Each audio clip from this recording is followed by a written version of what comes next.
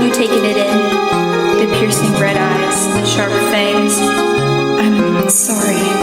I didn't mean to scare you further. Yes, I'm a vampire. I'm really sorry, but tonight I seem to be craving blood more than usual.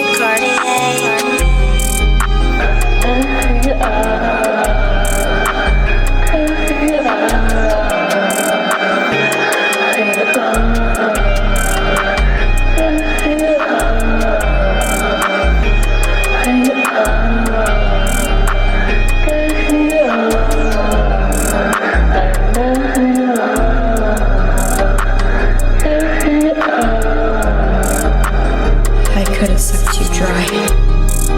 Something is so different about you.